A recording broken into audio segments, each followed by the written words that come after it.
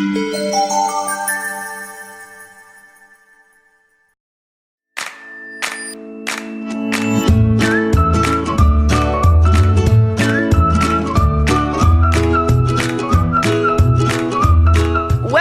to KCHW's Happy News. I'm Daisy Oz.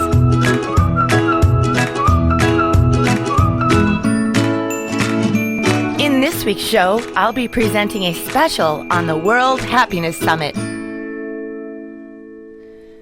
When I came across the World Happiness Summit, it captured my attention. I had seen something similar in Australia organized called the Annual Positive Schools Conference, where teachers, school leaders, and allied health professionals gather to collaborate on creating new systems and practices.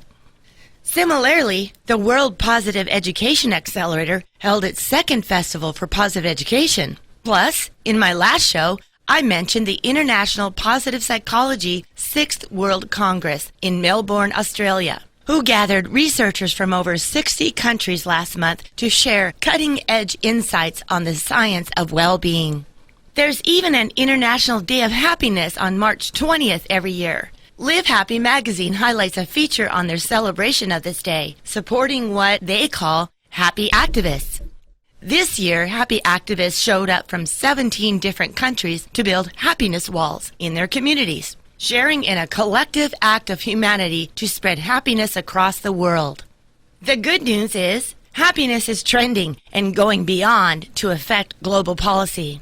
To add to that list, my Happy News guest in this week's show is Karen Guggenheim, Director of the World Happiness Summit. We discuss what the summit entails and its significance in today's world.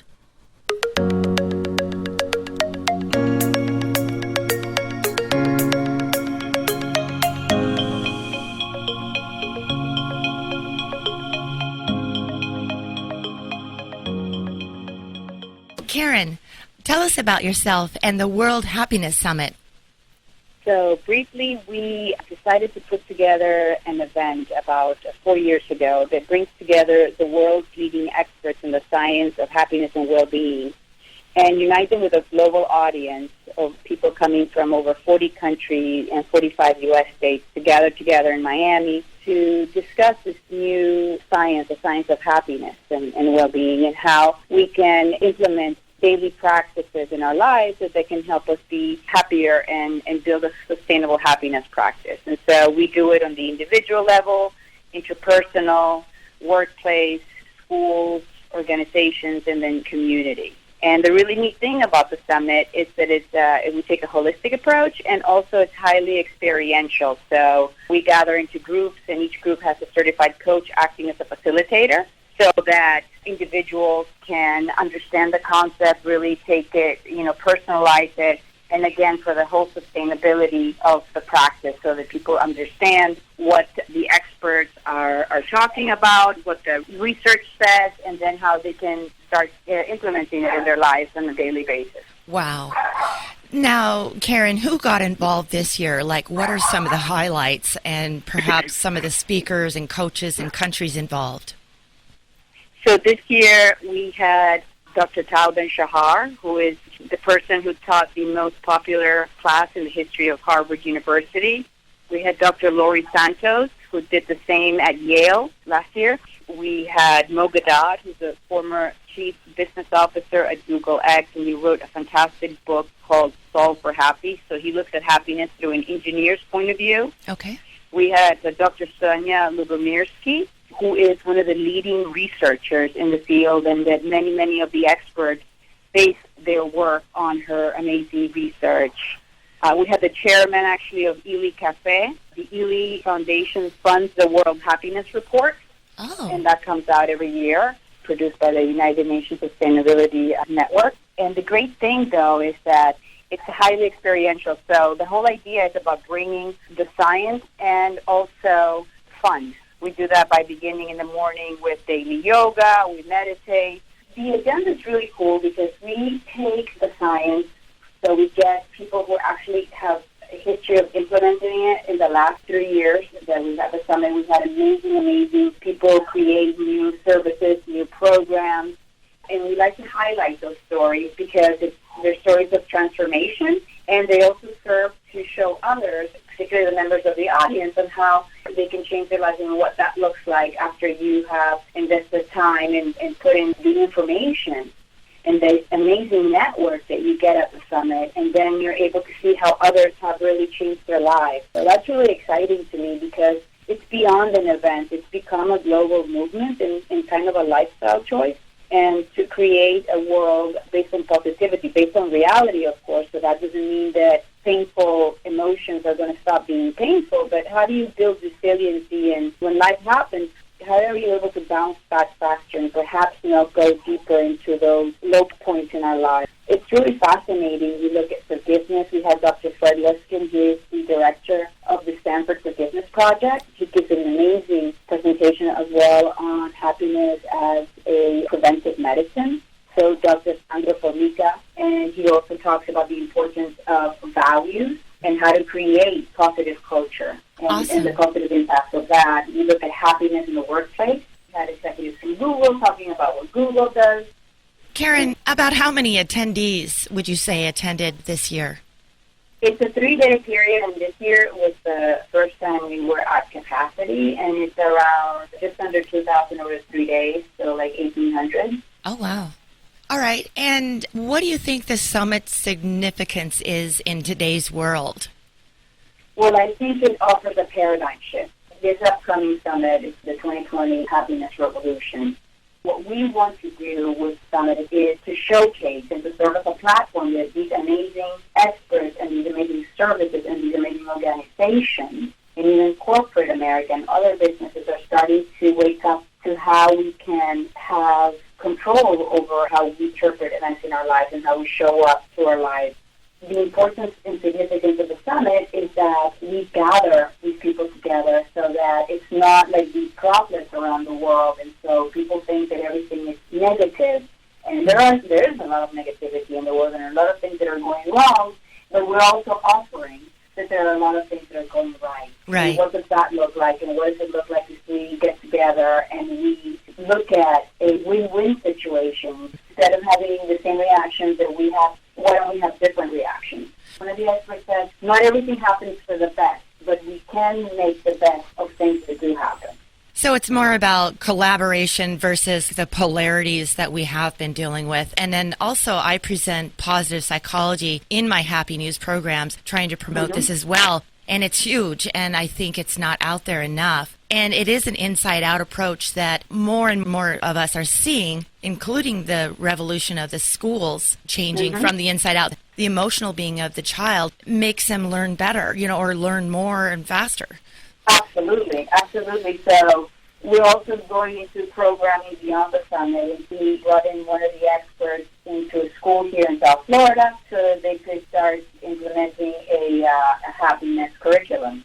So it's really trying to be as out there as possible, in many ways as possible, so that we can have this transformative effect in society. And James Kowalski and his wife, Susie, speak this year. James is the co-founder of the math program at the University of Pennsylvania with Martin Seligman. They talked about their book, Happy Together, and so how to implement positive psychology principles in order to have a better relationship with your significant other. Awesome. Really trying to take it in all facets of life. And education was very important. We had Anthony Selden here from the UK. He's president of IPEN, International Positive Education Network. And the university that he's the vice chancellor is the second university in the world that incorporates positive psychology throughout the curriculum. So we're really looking at it on all angles. Nice. Thank you, Karen. And what is H20? So the H20, or Happy 20, is our private government meeting. It's by invitation, and we hold that meeting. We invite high-level government officials and activists, members of the community that have a role in the running of a city or of a government. And what we do is that we bring the experts and we expose them to the science so that they can then see how to implement these principles into policy so that it can systemic approach. And so while a government in and of itself can't make you happy, a government can create an environment where then people be more conducive to choose happiness. This year's theme in the H20 that we had in Lisbon was positive peace. We talked about the importance of not only peace, but how to build it in a constructive way. So it's not the absence of war, right, or the absence of conflict, but it's really how do we collaborate. And perhaps many of these countries, you're now forming government with people that perhaps have lost loved ones and that is now sitting across the table from them. And so how do you heal and how do you move forward and how do you build peace? Because obviously it's a really important condition for civic well-being. Yes. And we're very excited that Zealand became the first country in the world this year that actually incorporated well-being as part of their country budget. Awesome. So it's on their agenda, how to improve civic well-being. The UK, for example, has a minister of loneliness. Loneliness is a really big problem in the UK, and so they're trying to do something about it to try to increase happiness. Well done, Karen. I really love what you're involved with. It's a beautiful movement. It's making me happy. So what's in store for the upcoming 2020 summit? For 2020, we're very, very excited. We're back at the University of Miami, and we're very proud of that because they're our official host. And to have an academic institution like the University of Miami hosting a happiness conference really shows a vote of confidence and that they know that we're really about science, but also we take a fun and interactive approach. We're going to have some really dynamic speakers coming. We're going to make an announcement very soon on one of the speakers that is coming. Is going to be a significant addition to our agenda. We're counting on Dr. Talvin Shahar coming again, Dr. Sandra Formica, Maria Sirua. She talks about resiliency, and she's an amazing, amazing speaker. And then what's really cool as well are the participants, because not only do they create long, long friendships with the people that attend, but also what is really great is the ability to form new ventures using existing principles.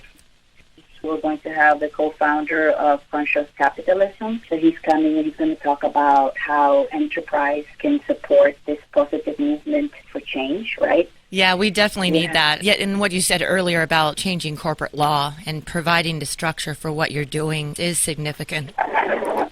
Absolutely. Yes, the countries provide the setting as well. It's really important. Right. And then how to build community. And so we're going to have Lord Richard Layard coming from the UK, and he's the co-editor of the World Happiness Report and a leading economist, one of the giants in the field from the beginning. So he's also the co-founder of Action for Happiness, which is a movement that teaches people in the community how to become happier. And so there's a whole program around that, and the power of the circle and of leading together and to affect change and support change.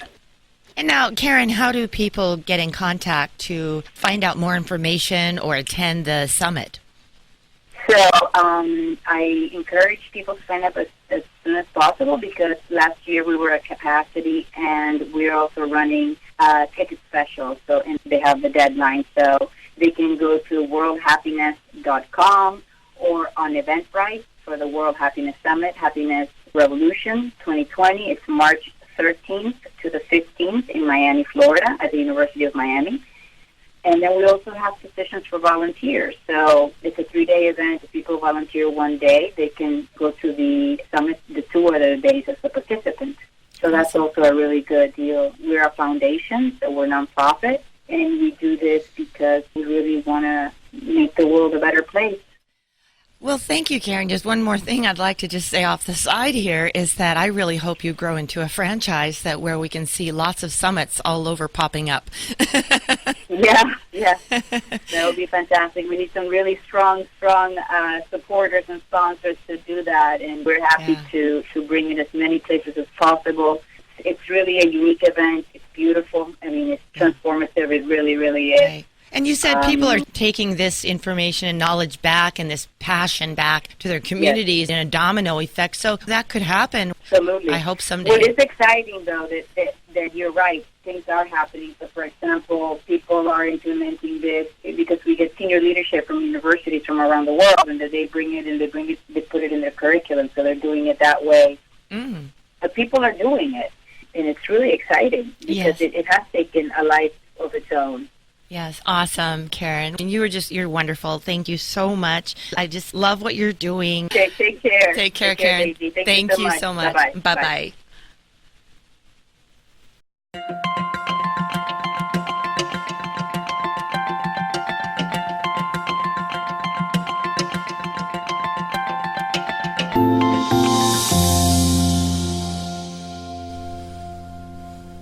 I've been speaking with Karen Guggenheim, Director of the World Happiness Summit, who I interviewed last Wednesday, August 28th. To find out more information or get involved, go to happinesssummit.world.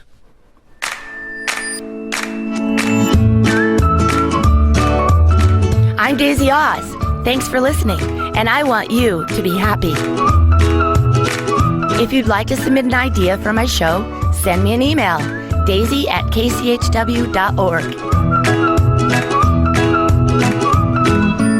Happy News is produced at the KCHW studios in Chewelah, Washington. Our theme music was provided by John Bartman.